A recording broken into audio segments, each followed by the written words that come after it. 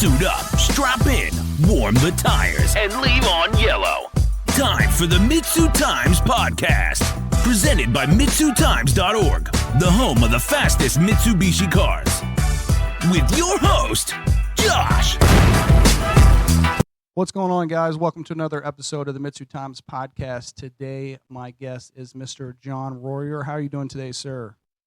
Good. How are you, man? I am great. I love seeing the car in action at the shootout. You've been getting some PBs this year, right? Yeah, man. We've been working real hard on the car to get this thing working. It doesn't seem like it ever really works truly how I want it to, but somehow we kind of get it figured out at the end of the day. But it's those times, the times when it wants to. It's really clicking on all fours.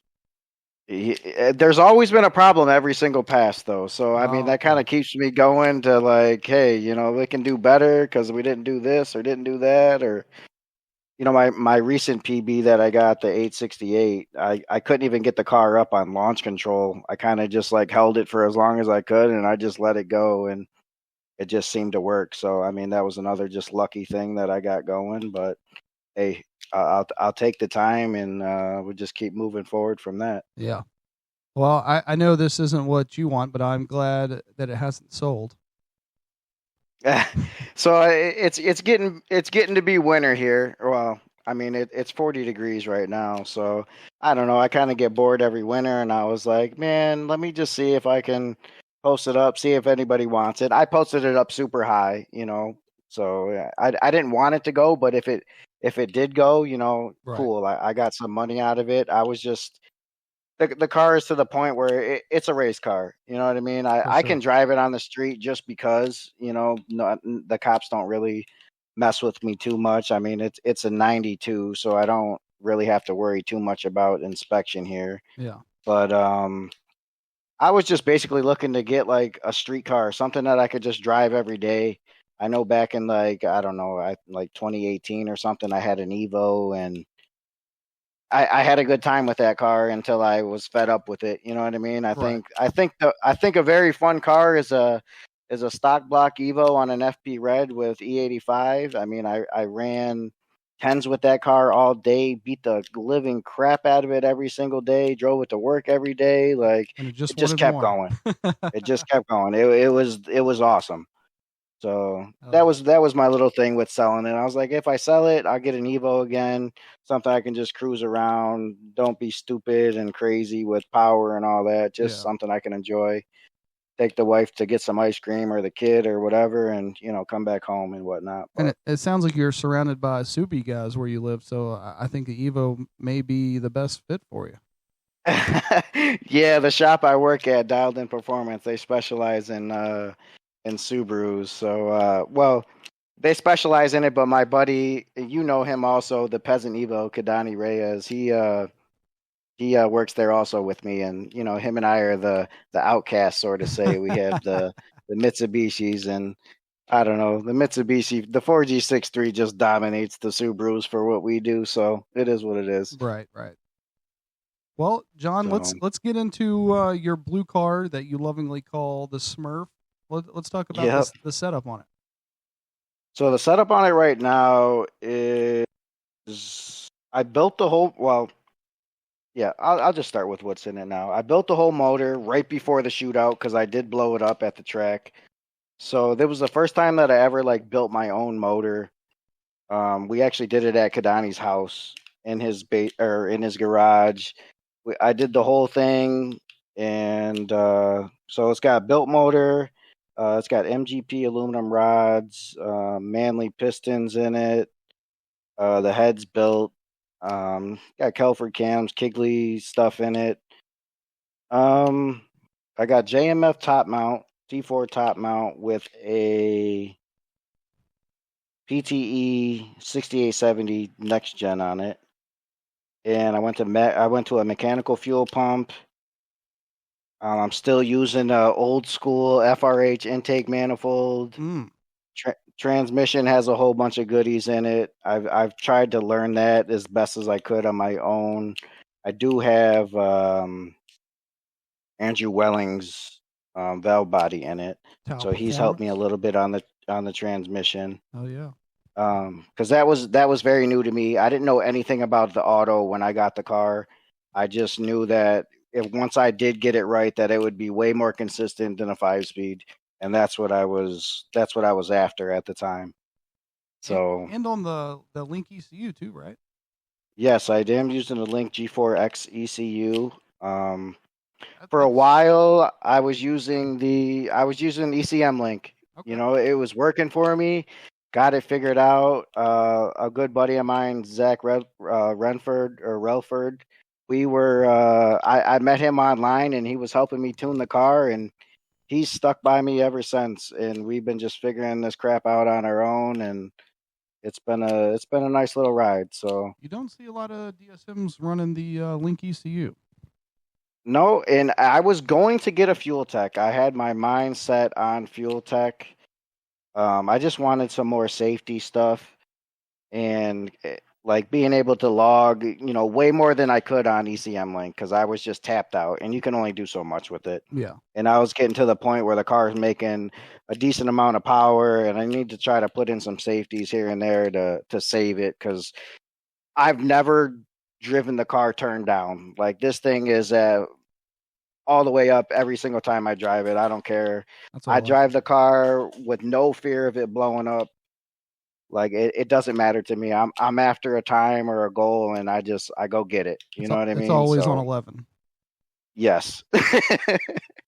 So John, after leaving the Evo world, what is it that brought you to the 1G?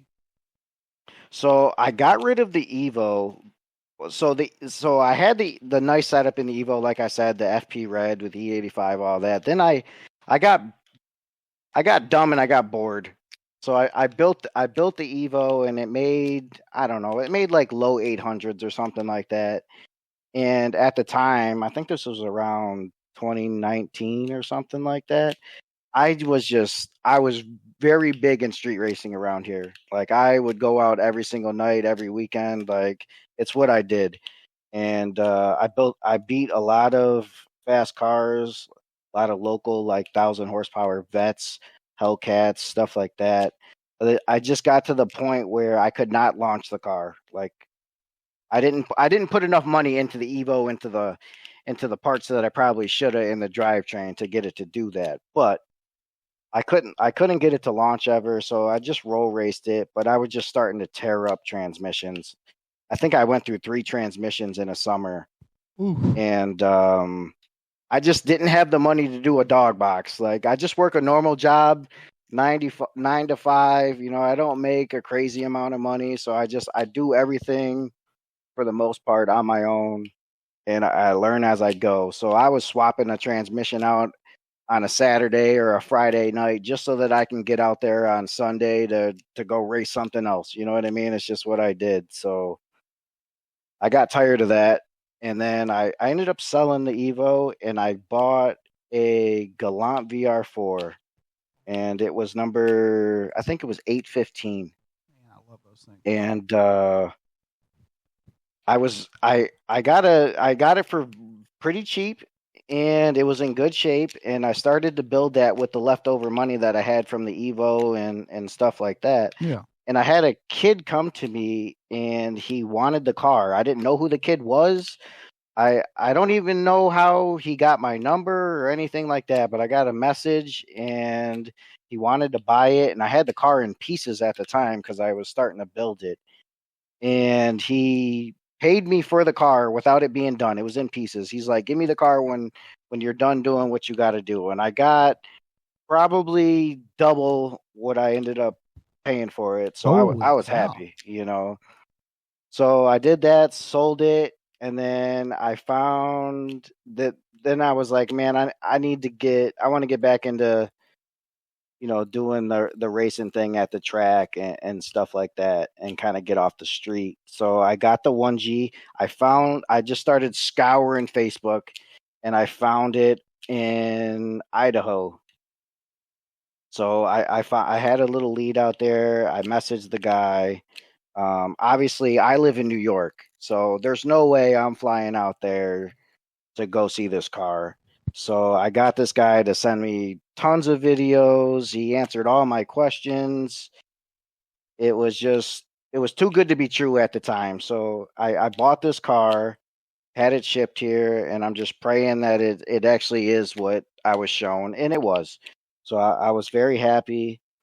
And at the time, it was just a stock bottom end car with I think it had an HY35 on it, had some injectors in it, and I didn't even know at the time, but it had a Hyundai head with some Delta 272 cams. Wow. Just pretty simple. It was originally a 5-speed car, and the guy swapped it over to auto.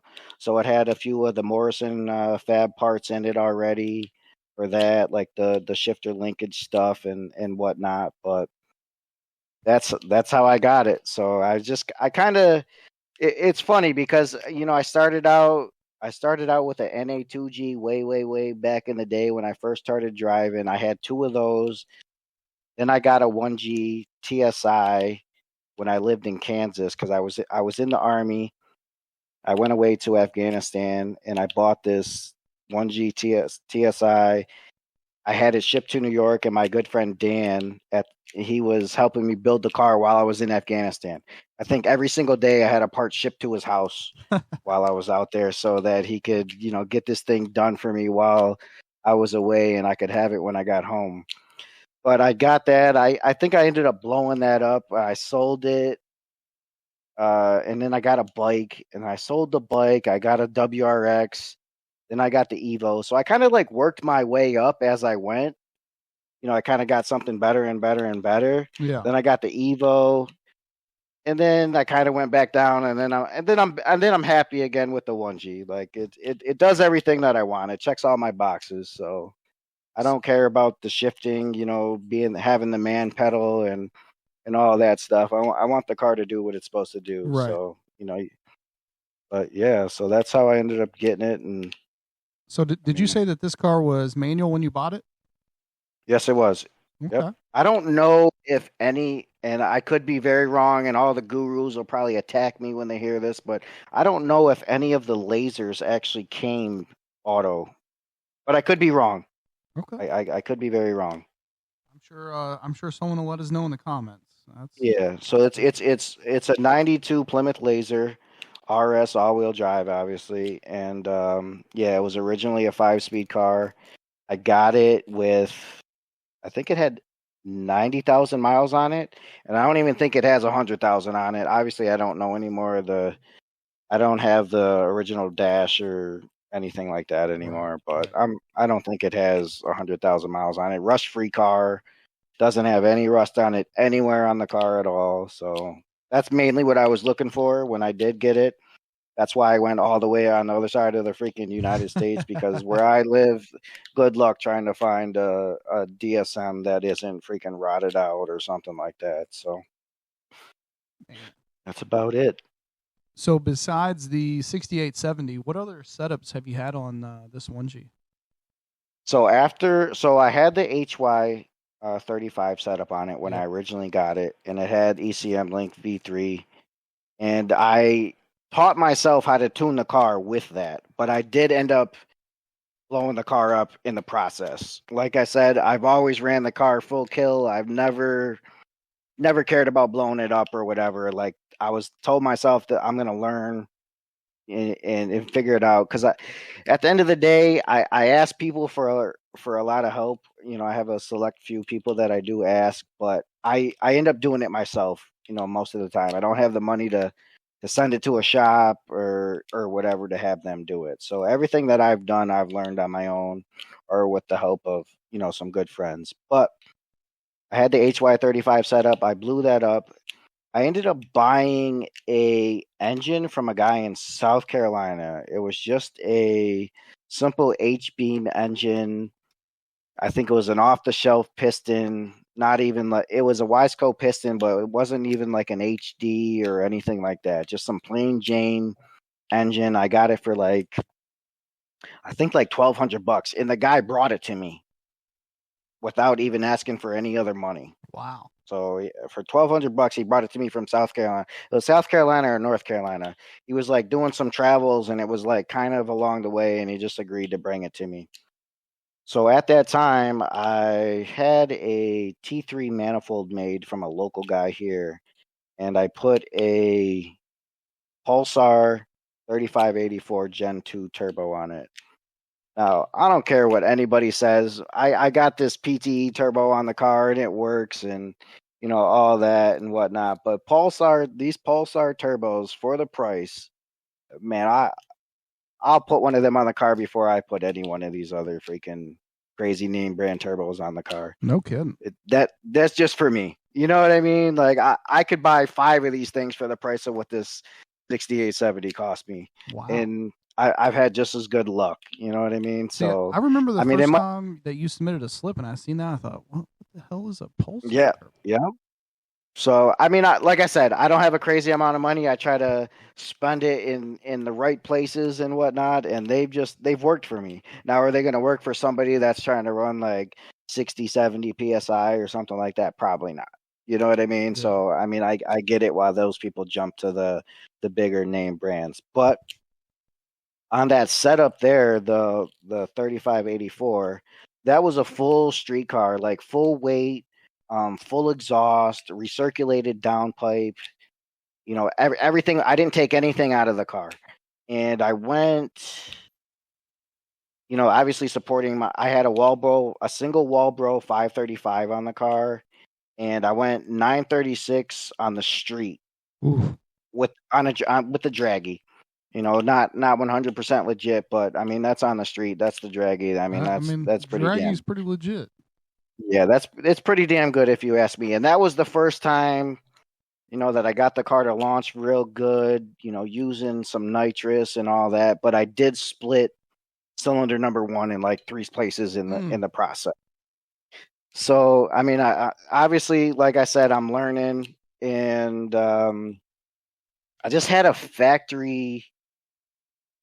I don't even know how old it was, but it was just a factory Mitsubishi alternator at the time, and as 1G people know, them things suck.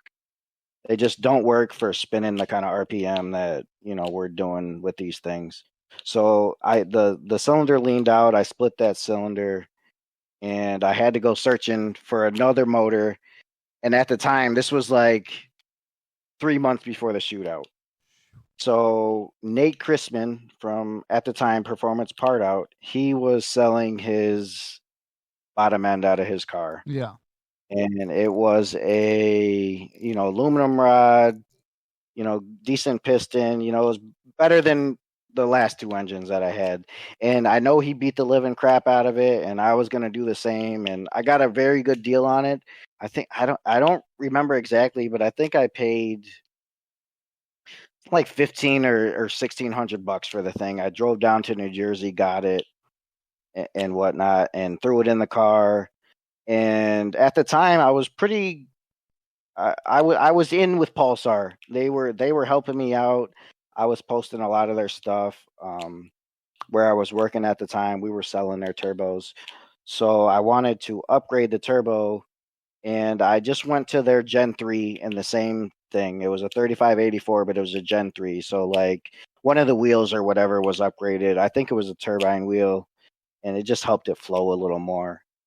And I put a cage in the car and all that, so the cage was, or the car weighed a little more than it did when I ran the 936.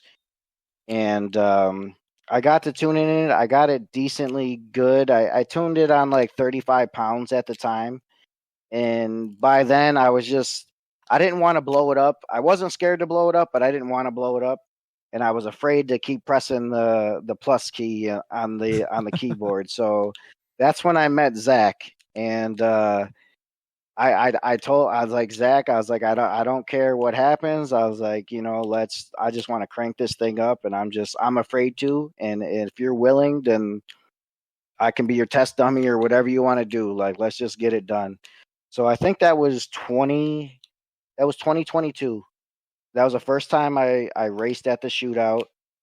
I brought the car there. I started out like 9.7, and then we just slowly turned it up. I think I ended the shootout at 9.22 at 148. So same mile per hour as before, but obviously the car was heavier and whatnot because of the cage.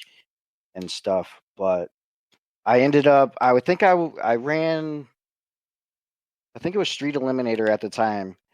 And it was basically me and Bob Breach. We had the two cars to beat at that time, and there was like I think like 6 Evos or something, but the Evos just couldn't do anything in that class. They couldn't launch. They couldn't do anything. So Bob and I were 1 and 2 qualifier. I was 2, Bob was 1, and I went up.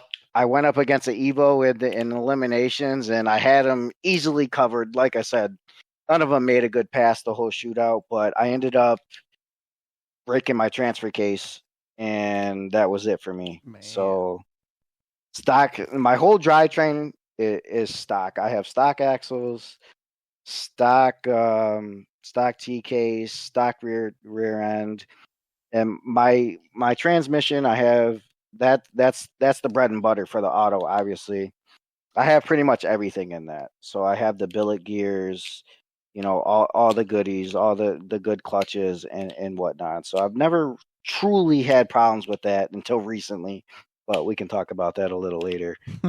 And then 2023, I changed my whole setup, same motor, but I changed to a JMF top mount, just your basic Kelford cams.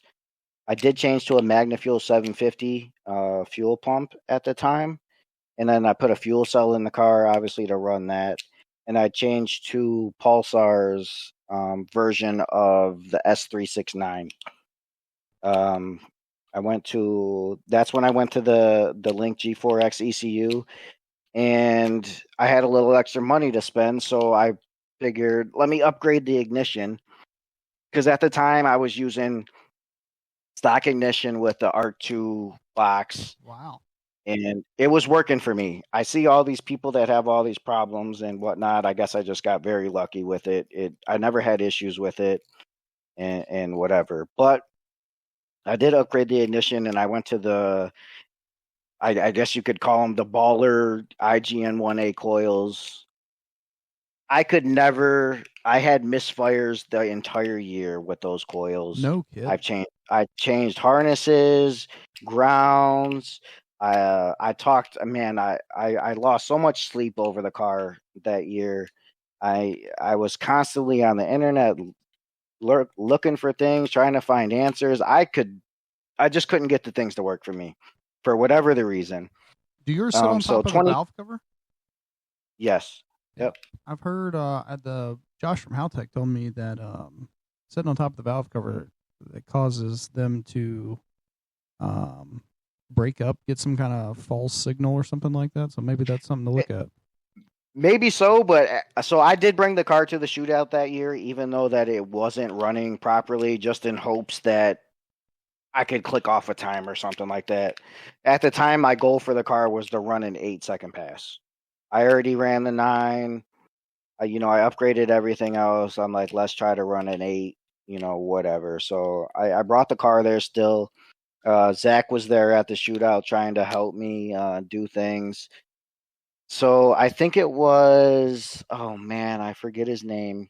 It was another local guy there, or another guy there, and he had the same coils, and he was running the same thing on the top and didn't have problems. But I did see people running, them, remote mounted, like on the firewall or whatever.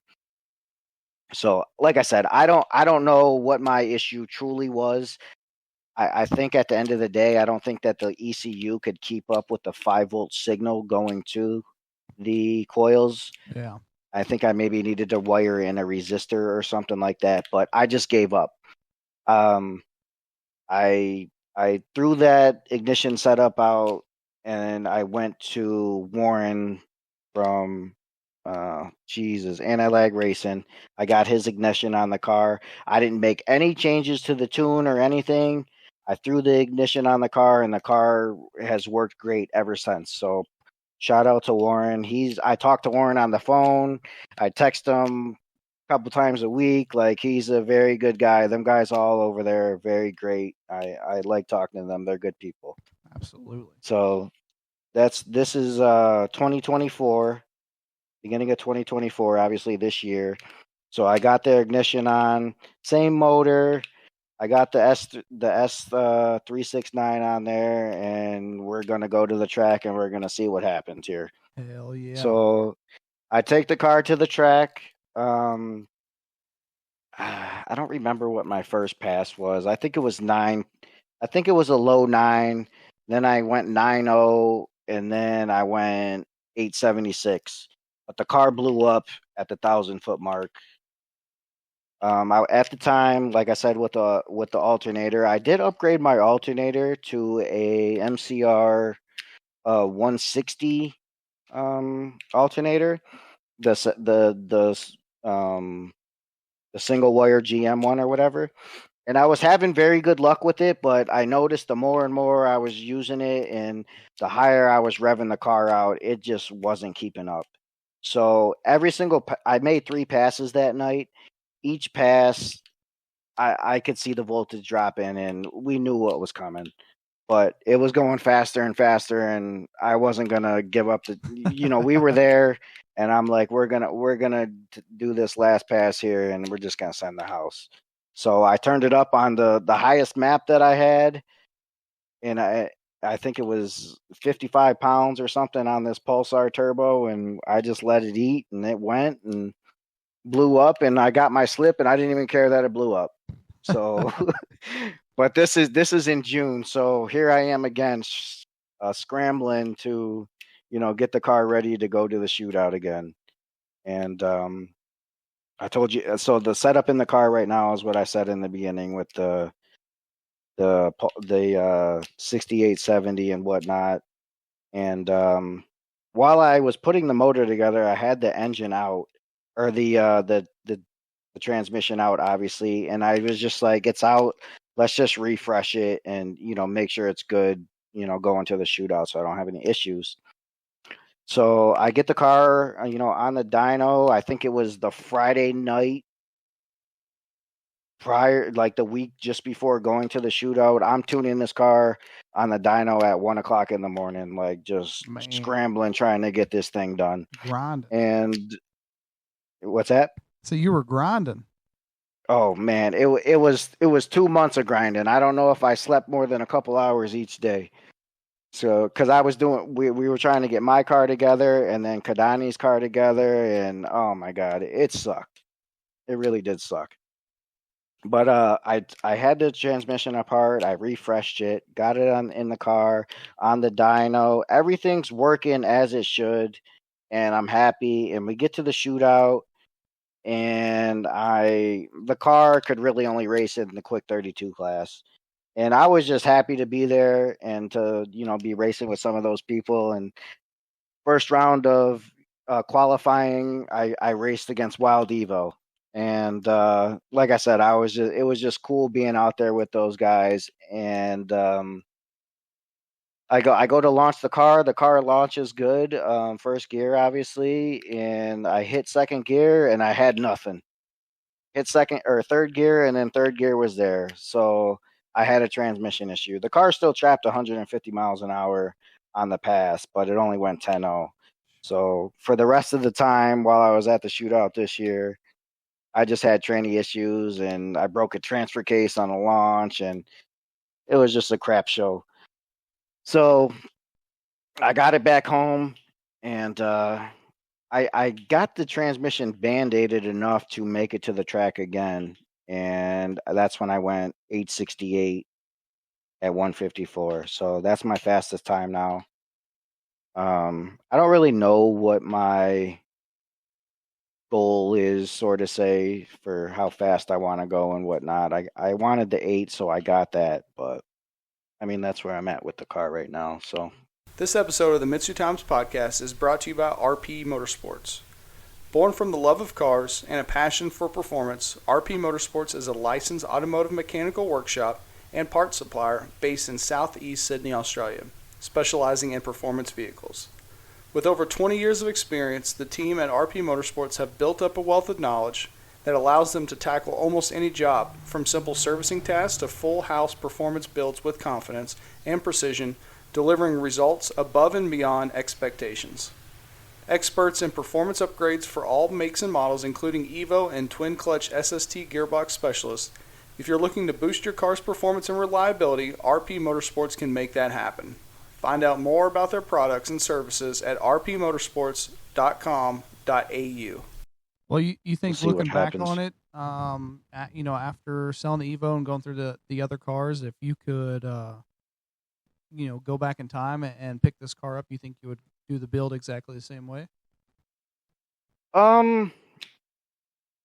Yeah. I mean, obviously, I would do it how I have it right now. I think that it's in a good spot. Obviously, I just have a transmission issue that I need to sort out. I actually sent the valve body back to Andrew this week just so he can check it out before I do pull the transmission, just to see what's going on or whatnot. Because if it isn't a valve body, cool, easy to fix. But I'll be waiting to hear back from him. But yeah, I mean, the car's in a good spot, so I'm happy with it. So, And like I said, when I ran the 868, I couldn't even I found this out late or a couple of days after when we got home from the track, but I couldn't get the car up on the launch control. But like I said, it still went, and I was happy with it. But I had a brand new bottle of nitrous, and I don't know what's leaking on the bottle. I don't know if it's the gauge or the valve or whatever, but it wasn't full. So it was leaking pressure the whole time, and I couldn't get the car up on the stall and whatnot, but it worked. So like I said, I've always had an issue, even though I've got these PBs. So once I do get it all figured out, I don't know. I think the car has like an 840 in it. Yeah. At like 160 or something like that. So it's going to be a rocket ship what once you get it all sorted out. I mean, it is now. It's funny. I have a lot of friends, and they cut like, I don't know, 1.6 or 1.7 60 foots, and they're happy with that. And I was like, man, I'm down here in the 1.3s on a stock transfer case. Like, it's a different world. Like, it don't seem like a lot, but it's a crazy. It's definitely a big difference. Yeah. So. But yeah, so like I said, I cut 1.3 on the PB. I cut 1.32 60 foot on a stock transfer case. Thing's not broken; it still works. That's one of the things that I will be upgrading though over the winter here is getting a 300 MT case and a drive shaft so that I can stay consistently down there and try to get the thing to go faster, I guess. So for sure. Well, John, you talked about a lot of success, but going through a lot of broken parts and then some upsets. What is it that keeps you motivated to keep going back to the track and keep pushing this car? So for this year, it was my buddy Dan. He has a 2022 Supra, and he got that. Kid Kadani, and my goal was to run an 8, and Dan got it first, so I had to go faster than Dan. And I think Dan went earlier in the year. He went 881, and then I went to 878, and then he changed some things up on his car, so I knew he was going to go faster, and I went the 868 then. And then him and I just went to Pennsylvania like a month or two ago, and he raced the Supra there. And he went 868 also. But he went 868, I think, with a 9, and I went 868 with a 7. So technically, I'm still ahead. So I don't know. I just try to stay ahead of my friends. Kid probably has the fastest car out of the three of us, but he's got other issues that he's got to work on to get that thing, as quick as I do. But we're working on his also, and I want to see both of them go faster than me. Don't get me wrong, but it's a little thing between the three of us. So, well, heck yeah, it keeps you motivated. Yeah. So, what do you think are the goals for 2025? So, I'll give you a funny story here. When I first put the Pulsar on the car, I didn't want to use nitrous, and I still have the stock converter in the car that's restalled by a local converter place as far as it can go. So I can't get anything out of it. And I've seen all these issues that the precision converters have, and I still have a 1G transmission. So there's not really a lot of converters out there for me as it is. So I think at the time I didn't want to use the nitrous. I was scared of it and whatnot. And long story short, I messaged Tony Marks, and this was right after he was racing at the World Cup Finals. So they had a class, I think at the time, Wild Street or something like that, or whatever it was. He was able to race in it, but the stipulation was they couldn't use nitrous. So he was able to stall his car up on a bigger turbo than I had at the time without using nitrous. And I was very shy with asking people for help on the car because I wanted to figure it out by myself, but I knew there was going to be things that I couldn't figure out. So I messaged Tony online and I tried to get the info out of him on how to do this because I saw that he could get his car stalled up and whatnot. And like I said, he had a bigger turbo and whatever. So at the time, I believe Tony's answer to me was, I can give you a lot of info, but this is one thing that I can't tell you. And to this day, and I have nothing against him, but it bothers me so much that he wouldn't help me. And I just saw that Tony got his PB, and I'm very happy for him. But my goal for as long as I own this car is to go faster than Tony now. Oh man, that's brutal. So Tony's got 850 or 857 or whatever right now. So I'm coming for that. And like I said, no hard feelings toward him, but that was like my worst experience, asking somebody for some help. So it's always been in the back of my mind. So Man. that's just my little thing. And I see him and Bob or, their team, and it's awesome. And like I said, I don't have anything against them. I want to go faster than that car now. So, and it's crazy. I look at the list, and like I said, my car is a race car. Don't get me wrong, but I don't have probably half of what a lot of these cars that are around me on the list. So, I mean, I've always, done a lot more with a lot less. So I don't know. I'm kind of proud of that. So that's the Army way. That's yeah. So John, you think that's going to be the goal for 2025 as well? That's my goal for 2025 is to just go faster than Tony, I think. Gotcha. And like I said, no hard feelings toward him. I don't not like him or anything like that. If I ever seen him and he needed help, I'd help him. You know what I mean? But that's just my thing. I gotcha. Okay. Well, let's talk about, do you have any, is there a number in mind that you have for a long term? You want to see this thing hit a 7? Man, that's a different tax bracket for me. I don't think I don't think I could ever get there. It's a money thing, and I'm just a regular old guy. I don't have, you know what I mean? So my wife has supported me, for the last few years with the car, and she's out there cheering for me. You can hear in, some of the videos that I post that she's screaming at the end and whatnot. And, it's awesome. But I don't think she would like me trying to go for a 7. That's for sure. I think a great well, I mean, not even a long-term goal, but a goal for where you are and where you want to be is top 20 on the MitsuTimes 1G list, because you're, Tony's sitting at 22. Yeah. I mean, yeah. So. Yeah, I don't like I said, I think if everything goes right and I get the car, clicking on everything, I think it has an 840 in it. I made the mistake when I did buy the Pulsar or the 6870. I have 84 hot side on it, and I know I was trying to get away from the lag, but I know that I'm choking this thing out Yeah. up top.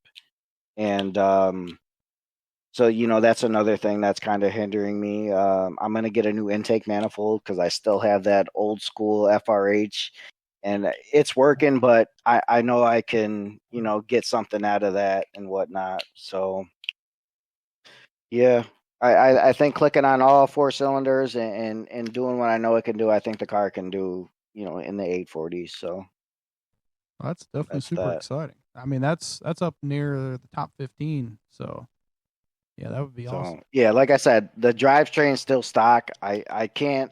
I've been pushing these stock transfer cases, and I did one. Like I said, a 132 on a stock one. I think I can get it in the 1.2s, with the built one and not being scared and of breaking it and whatnot. So I think that'll help too.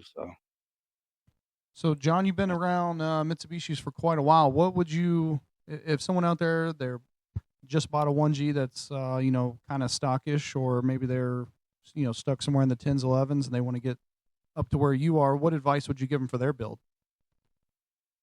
Oh man. Jesus. I would say a 10-second car is a very fun car. I think once you get even a high 9, but once you start pushing it, past that, you're gonna break things and you're gonna start spending money. So I guess really decide on if you want to go, in the 8s or faster than that.